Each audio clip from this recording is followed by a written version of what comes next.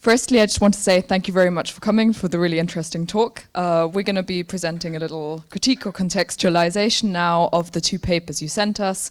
I'm Matilda, I'm from Germany. Then we have Antoine from France and Domitilla from Italy. So firstly, a quick overview of what we'll be talking about today. In general, we'll be trying to use the insights we gain from EPOG, which is a very heterodox course, to recontextualize and think about what kind of questions we might ask about EU industrial policy. So first, we're going to look at some insights from evolutionary economics, some from technology studies, as well as looking at the questions of how we might deal with inequalities and the questions of reaching convergence within the EU, taking a post-Keynesian and Seraffian approach, as well as further heterodox impulses. Here's a brief summary. So we were going through the papers already in the presentation, but we're generally asked to provide a quick overview of what's discussed. So we have a history of industrial policy since the 1950s, looking comparatively at China, US, and EU, but also a little bit at Japan. It's identified that there's a comparatively weak historical EU industrial policy, which is leading today present-day levels, low levels of competitiveness, particularly vis-à-vis the US and China. And this low competitiveness is manifested in low GDP growth, being behind in key frontier industries such as AI or biotech. And to solve this problem, what is suggested in the papers is to expand competencies of EU industrial policy, for example, through the creation of an EU Commission task force and greater and more coordinated strategic investments. So the first part is to try to reframe the industrial policies with the evolutionary economics insights, which insists on the past dependency, the context, technological change, and also the DNA of the firm at the macro level. Maybe one piece of literature that we can advance is the national innovation systems. That was back from Christopher Freeman in the 80s, that tried to analyze Japan's institutional context. It is based also on the Kondratyev long wave literature that are growth cycle that corresponds to industrial revolutions, but with more, let's say, political, cultural context. And that's why Freeman and Carlota Perez argues that a new technological paradigm leads to a structural crisis that we have to solve, and not only economic and technological aspects. So if we analyze Japan, as you extensively did, and maybe we can just summarize some points, other points that the firms and governments acknowledged for the specific cultural context of Japanese teamworks, and also about the university's organic role that was highly funded, but it's different for every context. For example, in Europe, some authors argued about the importance of creation and not transfer of knowledge by universities. Another piece of literature, more recent, is about the corporation innovation systems that is basically the same than ANIS, but it's this time the firms that create a whole context for an innovation system that points towards the big tech companies and how they appropriated, for example, the software in part of the software industry and AI research. And we can ask ourselves, will the EU mergers companies that you recommend, thanks to a capital union, for example, will reproduce this kind of corporate innovation systems that can be sort of less controllable? Yeah, next, please. Another argument is also you developed the agglomeration economies with Martian districts. Just we can note that it is generally not created ex nihilo from the government, but rather past dependent, and the government picks at certain stage specific agglomeration economies. Also, we might talk about the Jacob externalities that says that there is also inter-industry agglomeration economies advantages that is a bit contrary to the very first Marshall argument. And so that leads to say that creating clusters in Europe requires to follow trends with scrutiny and we shall not try to copy from scratch, for example, the Silicon Valley. Maybe less importance of industrial forums and coordination in the institutionalization. So if we talk about lobbies, maybe it's not something that helps at coordination because there is two power imbalance. And we could advise, for example, for more economics diplomats. And a question that raised from that is, can we coordinate without transferring executive power to the EU? Because we didn't see, let's say, counter examples in your papers. And the second argument that you advance, the capital markets union, we identify that it can be beneficial at two conditions: that the investment is at the end in the real economy, and that it corresponds to the EU ethics, let's say. That's shall not be just an ethical facade with layers and layers of regulations and standards, but maybe we can think of changing the economic core for industrial policies. For example, the shareholder values that might slow down innovation and even more the strategic autonomy. And we ask to an industrial policies researchers in the EU if the need of corporate legal reform would make sense. So yeah, next. That was for the evolutionary economics part. Just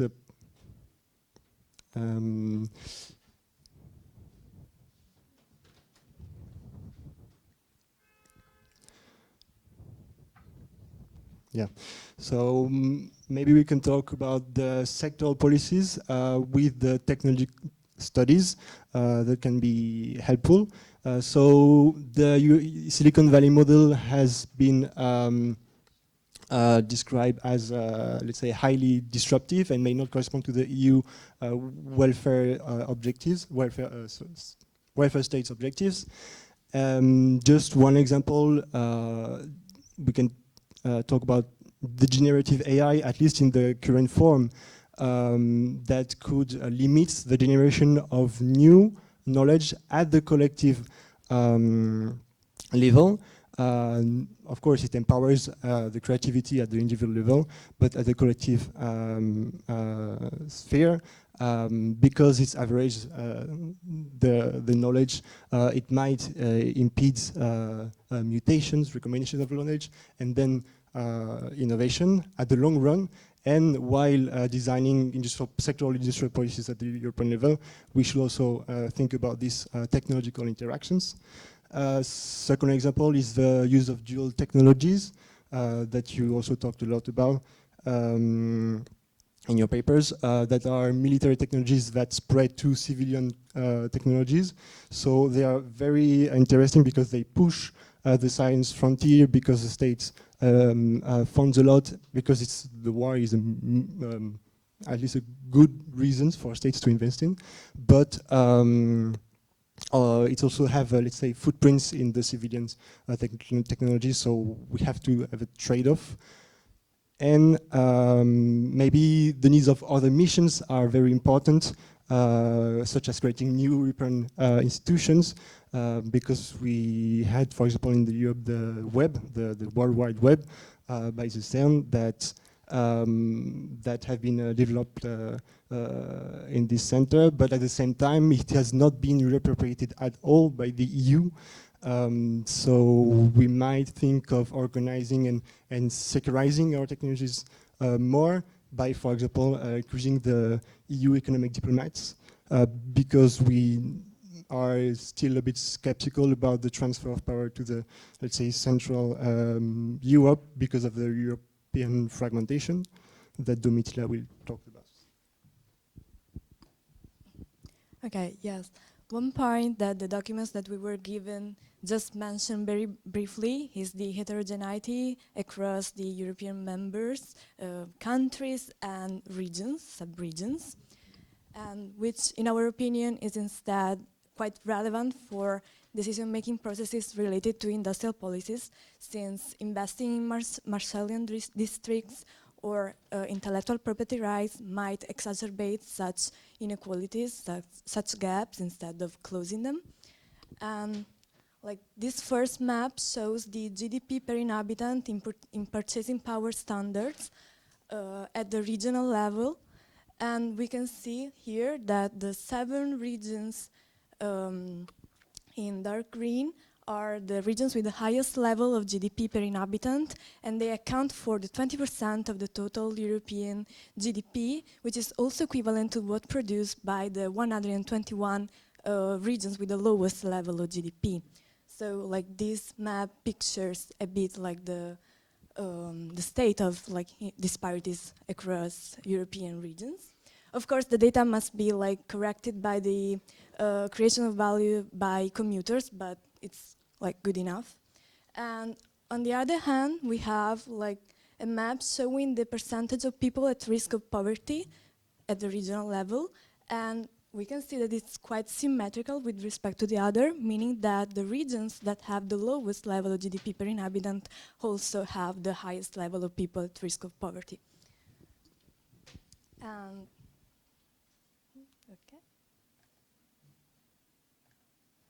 Okay, and critical European studies highlight that such inequalities are justified also at the institutional and structural level. For example, Hall argues that like the reasons of such disparities can be traced back to the institution of the European monetary system and the fiscal constraints that were in the Maastricht Treaty. That have perpetuated like those discrepancies between an expert-led regimes in core countries in the like continental Northern Europe and like the wage-led peripheral countries that once like the euro was introduced couldn't depreciate their currencies anymore in order like to keep up with like competitiveness in the European markets. Moreover, the reference value of 60% GDP, public debt to GDP ratio and the 3% public deficit are totally arbitrary and anachronistic, since they were the average values of 1919 when the Maastricht Treaty was drafted, and are anachronistic because they do not take into account like the challenges of like our times, namely the huge public efforts needed for the environmental crisis, both for mitigation and also industrial policies for the green transition, but also like in terms of social security, it's related to like aging population and so on. And in this context, of course, advocating for cuts in public spending has detrimental consequences, of course, on those countries that have the highest level of debt. Okay, going to jump into a bit of economic theory. Classical Keynesian literature and post-Keynesian studies have long time ago already proven that the argument that public investment crowds out private investment is wrong, because it's based on a flawed assumption that investments is negatively related to the interest rate. And here I want to talk about like a model that Matteo Delaidi and Mariana Mazzucato have framed, where the growth rate of output, of course, depends on the growth rate of aggregate demand. Investment is endogenous and fully induced by the effective demand. But also, like business expenditure is positively affected by a special kind of public policies, namely mission-oriented public policies, and in the case of industrial policies can be industrial policies for the ecological transition, let's say. And they show that such mission-oriented policies entail the highest multiplier effect on the level of growth and development. However, as two EPOG alumni have recently pointed out in a paper, the supermultiplier effect has also a spatial dimension, namely it varies across space, like in space, so different economic contexts have like different multipliers effect, and this brings us again to the problem of like disparities and asymmetries within the union. Right, I'm now going to present some further heterodox approaches, in particular asking what kinds of questions might these other approaches to doing economics ask when they engage with the topic of EU industrial policy. So, for example, starting with Marxism, we might analyze how could EU industrial policy be based on the exploitation of labor both internally or externally. If we were to take a world systems approach, we might instead analyze how EU industrial policy could be a form of reasserting the power of the core vis-a-vis the periphery, particularly if an EU industrial policy reinforces the endogenous nucleus of change within the core, in this case seen as the EU. Or with regulation theory, we might ask, is, and if yes, in what ways, industrial policy a solution to the contradictions of neoliberal capitalism? For example, there's a paper by Bressier and Pereira where they analyze in the Brazilian case how the capitalism tends to oscillate between more developmental and liberal forms. So we might see this trend towards EU industrial policy actually just being a form of capitalism regulating itself. Alternatively, from the more ecological approaches, we might look at the links between EU industrial policy and global unequal ecological exchange, seeing if it could have positive or negative effects. From a social metabolism approach, we might analyze what is the social metabolism effect of EU industrial policy. There's a study by Haas et al. Where they find that the circular economy strategy had very little effects on improving the social metabolism, so maybe even the strategies aimed at achieving the twin transition with the focus on environmental might need to really work hard to achieve these aims. And from a degrowth perspective, we might ask, can industrial policy truly be decoupled from environmental impacts, particularly given the difficulties of decoupling GDP? But also from a more optimistic lens, we might ask, could we combine industrial policy with the fight for a post-growth world? And in that case, what would that look like? Right, I won't talk too much about institutional and evolutionary economics as the other speakers have already done. We can just imagine that questions about norms and institutions might be asked, how to create a favorable innovation environment, and how to minimize systemic risk or complexity. And finally, coming to political economy and post-colonial approaches, if we took a political economy approach, we might try to look at what processes enable or constrain EU integration concerning industrial policy, but also how might these constraints be related to more broader barriers to integration related to rising nationalism or selective integration, which some countries might have been happier or less happy about. And finally, a post-colonial approach might delve more deep into questions of how EU industrial policy could perpetuate colonial relations. Particularly, there have been lots of discussions about the CBAM. And they might also ask how EU industrial policy discourse is both enabled by and perpetuates colonial mindset. So we can see that the sort of European identity which might be needed for further European integration has often included racialized tropes, or the current rise of EU industrial policy has been very strongly done in opposition to the other, the threat of China, or sometimes even the threat of the US.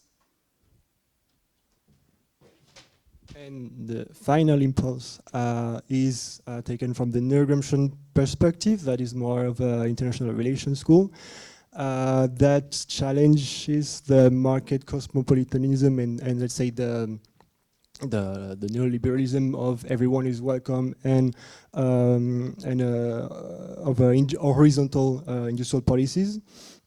By its objectives, it asks how to lead the war of positions, that is to say the struggle to change the economic belief in order to lead to a democratic overthrow of the transnational capital in the European Union.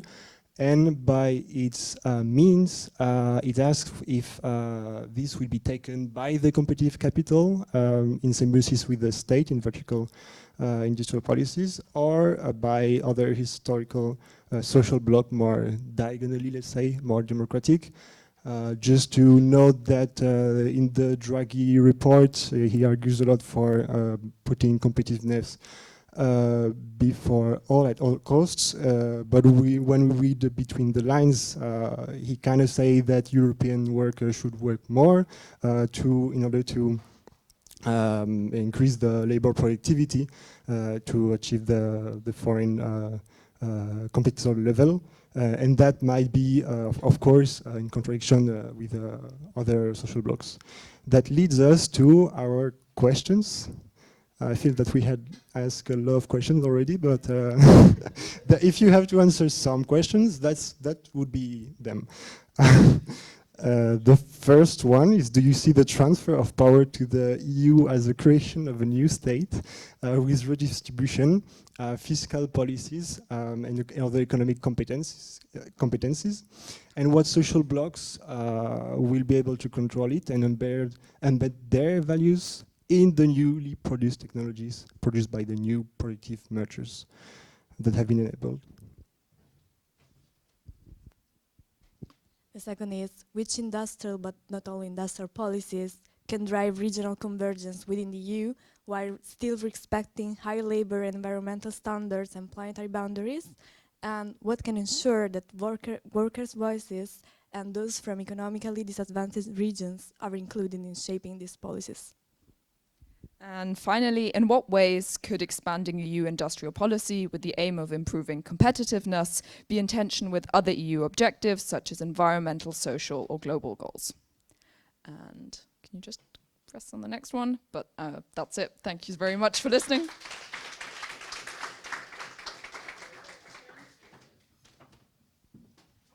So lots of complementarities, lots of questions. And of course, you can pick the advantages that you can pick. We have to go for a beer, and then you have your train. So you can pick the questions, and then we open the floor. So please come back here and try to respond at least to these 3 questions and other stuff that have been raised by the students. Not everything for sure. Yeah. No, thank you very much. It's really lot of work that you have done, and I'm really impressed. And also have a perspective. That's really great to have this perspective from political economy, innovation systems, and so on.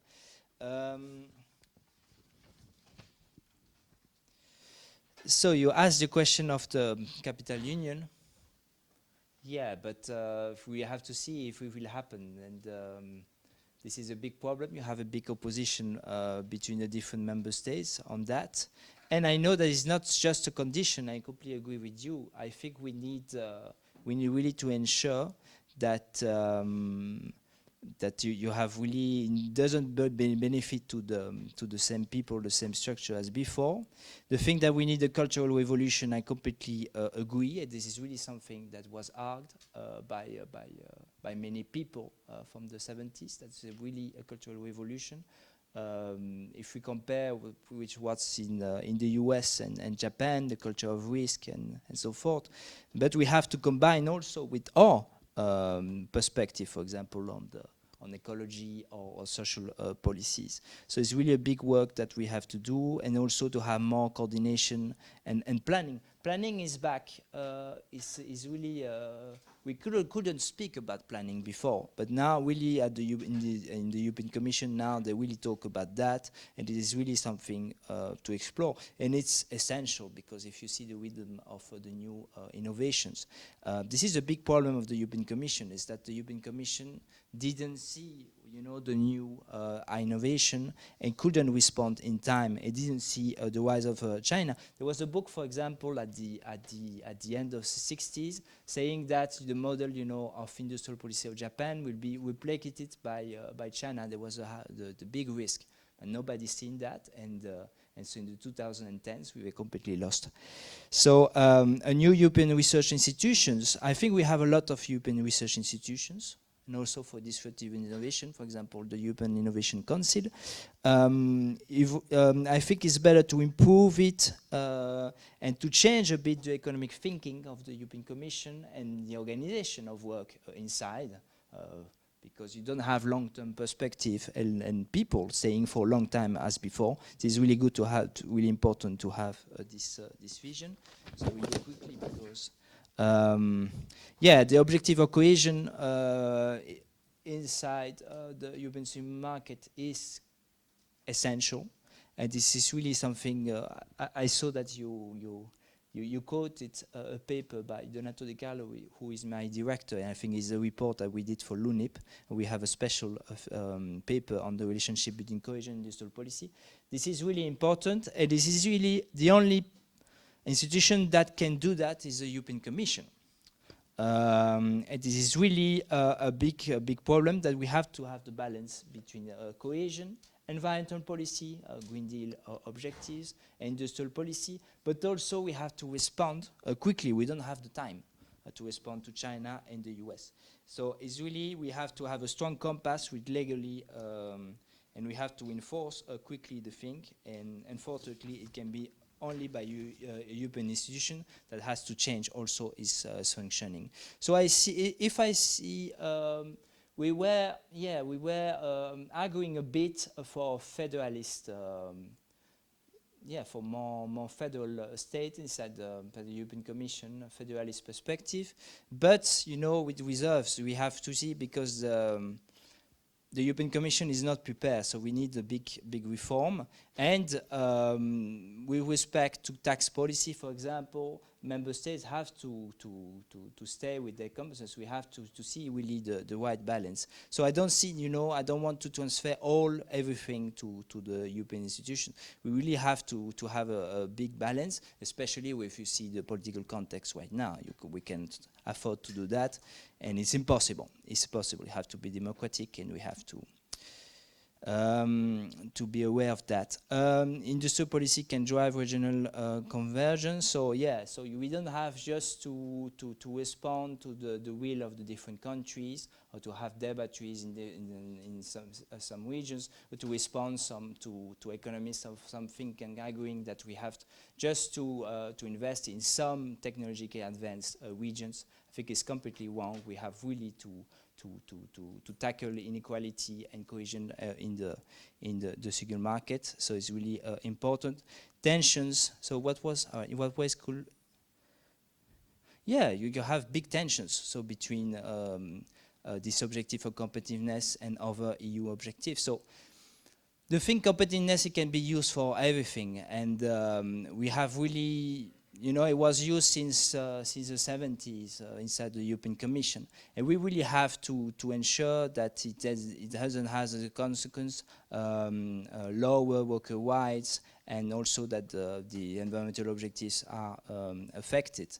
So I think really what's important is to have, we will have a new compass by the European Commission. I hope that really it will raise this issue of the tension between the different objectives. But this is really what's in stake. We really have to have this, to avoid these tensions. So for example, I will take one example because I don't have much time. For example, the issue of raw materials. Yeah, we need a lot of raw materials, and they are all, you know, yeah, but this is the issue also. If you want really to invest just in digital and to take everything from the soul, but I think it's really an issue if we want to invest more in Africa and other regions, and environmentally is not good, and it's very a colonial approach, as you said. So it's really something that we have to avoid, and to see a bit if you. Yeah, this is the issue of the growth also, because we cannot. You know, everyone want a smartphone, everyone want now electric vehicle, and I think it's not good, because we have to see the consequences for the planet of that, and we really have to see what strategy. Taking into account this objective, we have to adopt. Yeah. So yeah, it's quite difficult. It's really a difficult context, and we have to avoid this slow agony, you know, mentioned by Draghi, but the mindset we really have to change. And slowly things are changing a bit with some people in the European Commission, economic policies, but we really have to fight for this change of perspective and not competitiveness at all costs.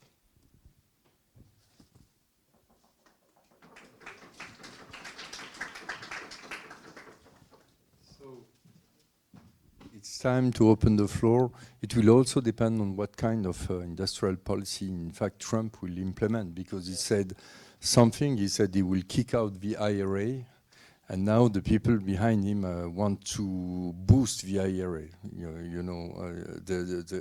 The Inflation Reduction Act, so the industrial policy, basically, of Biden. So it will also depend on that. The only thing we are sure about with Trump is he's gonna do stupid, racist, and gender things. Apart from that, we don't know in economics, right? Yeah. Yeah, this is completely true. What will be the Trump administration? The new mandate will be completely different than the first one, because you have Elon Musk, so he's in favor of electric vehicles, of course. Trump is against, and the IRA is implemented in traditional Republican regions. Yeah. So we will see. So now he was talking with Obama. What is it? We're talking about the Paris Agreement. Some people think that, because So the only thing we are sure of is the racist and anti-minority things, which is not a good thing, obviously. But don't forget to introduce your country.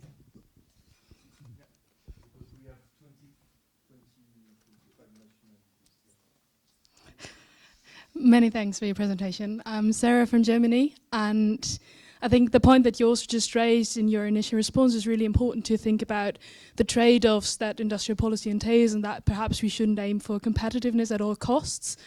Nevertheless, especially speaking from a German perspective, I was asking myself, if you take competitiveness as the gold standard of industrial policy, how successful really is the recent EU industrial policy in that regard? Because from all what I know from the German news cycle is that the recent industrial policy projects that they have tried to roll out, like batteries and chips and stuff, haven't really been that successful in the end. So I was wondering what you would say with regards to the competitiveness success of EU industrial policy, or where you really see that heading right now.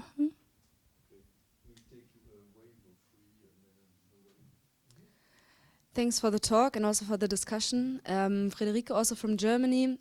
I have a question regarding recent developments, also in regards to financing.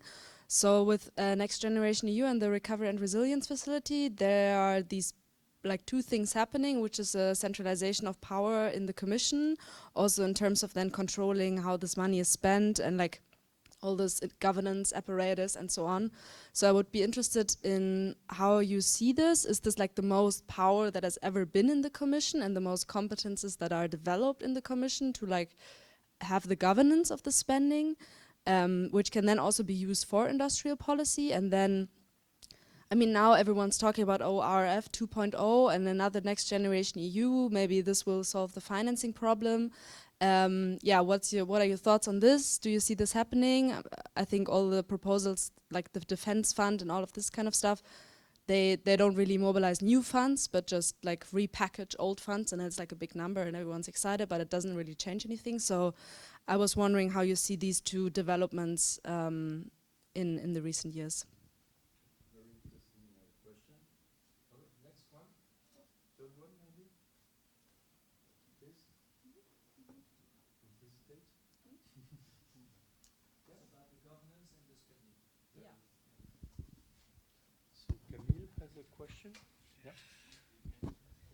Hi, sorry.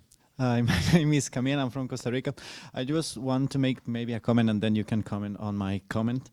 Because I think also deindustrialization has his damages to the environment and to social. For example, Spain has been destroying all his hydroelectric dams. Spain. So that causes environmental damage, more social damages for what happened recently in Valencia. That was, so that destruction of, let's say, industrial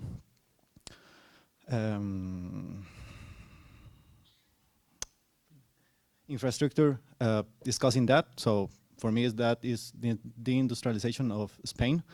And also with all this transformation to EV vehicles, we are also destroying all the infrastructure that has been built upon this. This is also changing for new technologies. Isn't that also destroying jobs and let people out of the market, job market, work market?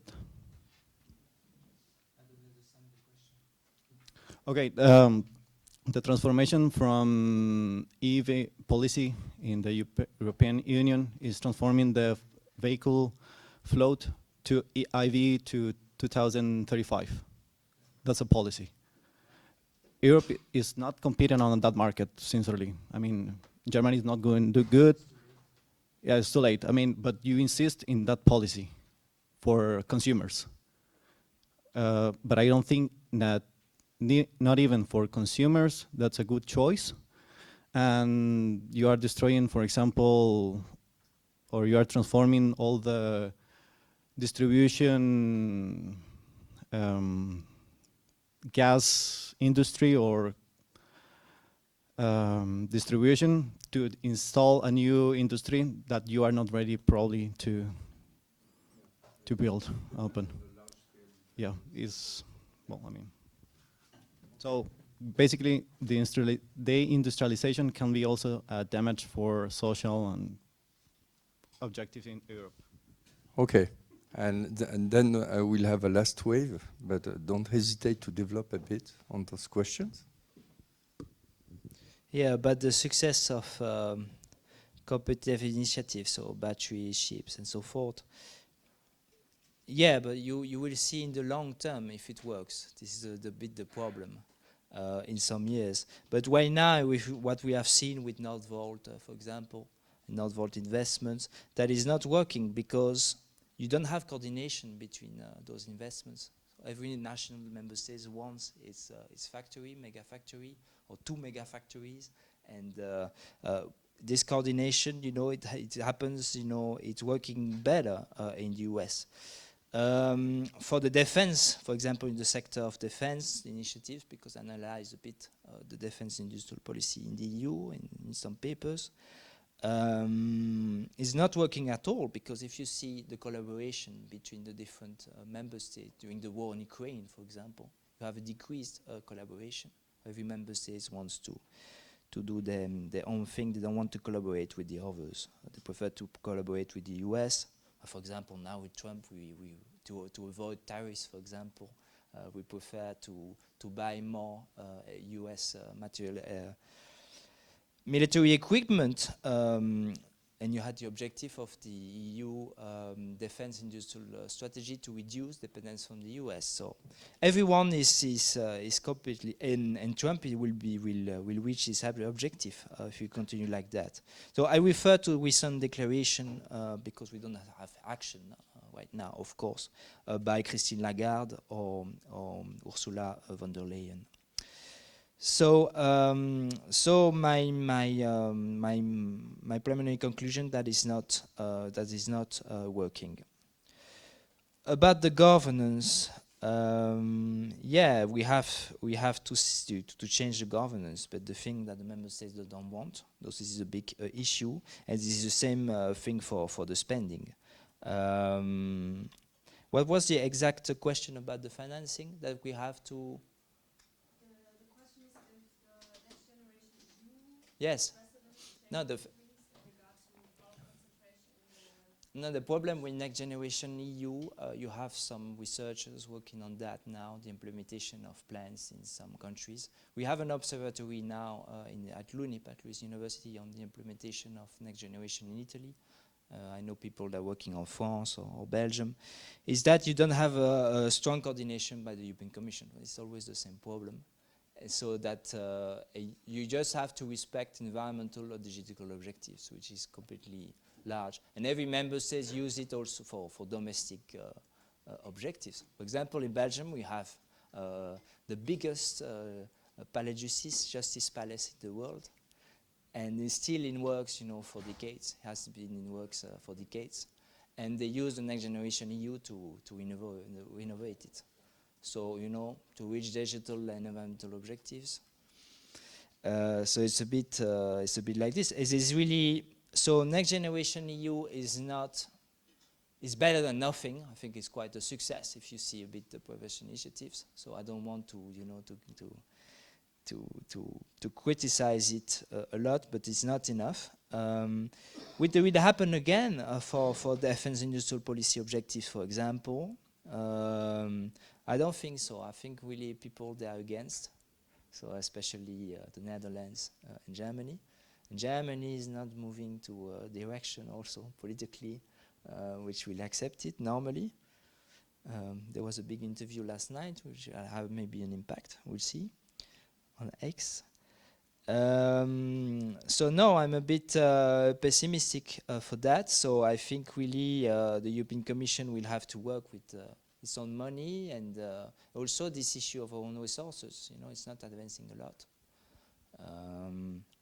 So you have, maybe to use the ETS, to finance industrial policy, but the ETS is not working a lot, working well. If you see the automobile producers, for the automotive producers in Europe now, they are collaborating with American companies not to pay the taxes in Europe. So there was the news yesterday with Tesla. So we'll see. About the electric vehicles. This is a big objective of the EU.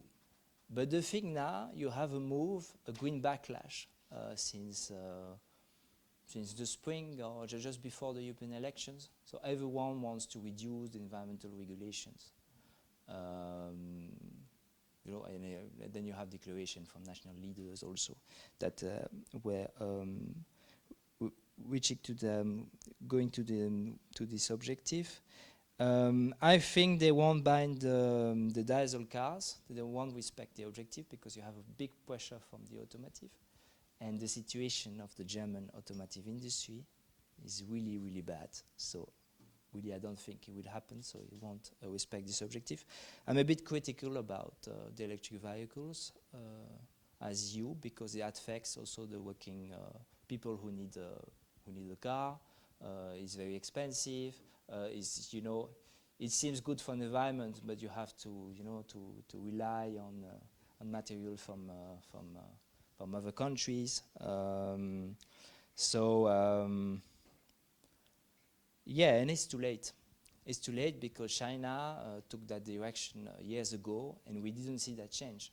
This is a problem. This year, in my archives, I saw in the 90s that they put, they create a working group on la voiture propre, clean vehicle. But the companies, they could discuss what to do, and they didn't have this planning strategy from the European Commission, to take that direction.